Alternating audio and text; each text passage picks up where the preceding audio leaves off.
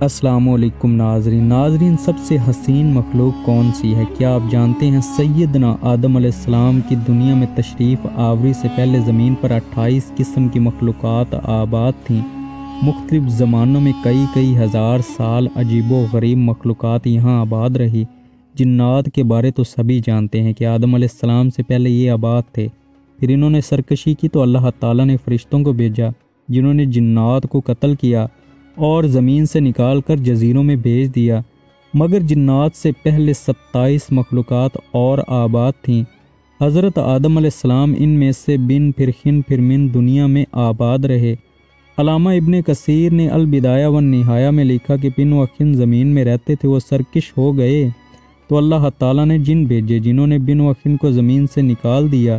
یہاں یہ یاد رکھے کہ ان سب کو قتل نہیں کیا بلکہ زمین کی حدود سے نکال دیا۔ ممکن ہے وہ کسی اور زمین کسی اور سیارے پر آباد ہو چکے ہوں اور وہی خلائی مخلوق ہوں۔ پھر جنات نے سرکشی کی تو فرشتوں نے ان کو قتل کیا، جس کے لیے زمین کی تخلیق کی گئی، یعنی حضرت انسان کو پیدا کیا گیا۔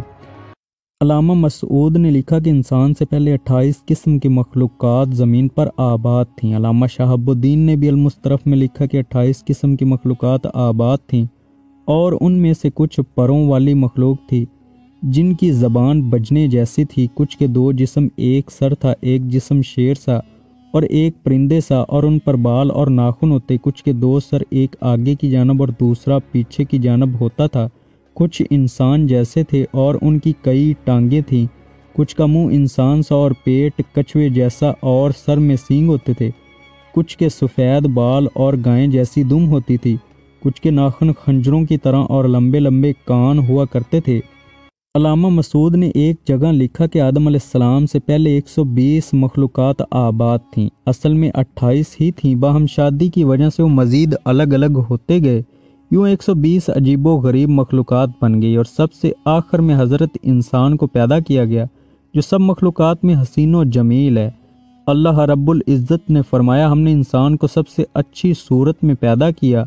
اور حدیث پاک میں ہے کہ اللہ رب العزت نے آدم علیہ السلام کو اپنی پسندیدہ ترین صورت پر پیدا کیا۔ سابقہ مخلوقات میں سے کچھ کے نشانات ملتے رہتے ہیں جن کو سائنسدان یعنی دوسرے سیاروں کی مخلوق قرار دیتے ہیں، اور کچھ سمندروں جزیروں میں چھپے ہوئے ہیں۔ الجزائر میں موجود بہت بڑے پہاڑی سلسلے کی غاروں میں کچھ مخلوقات کی ان کے زمانے کی تصویریں جو دریافت ہوئی ہیں، اس سے کچھ اندازہ لگا سکتے ہیں حضرت آدم علیہ السلام بعد کے نزدیک یجوج مجوج انہی سابقہ مخلوقات میں سے ہیں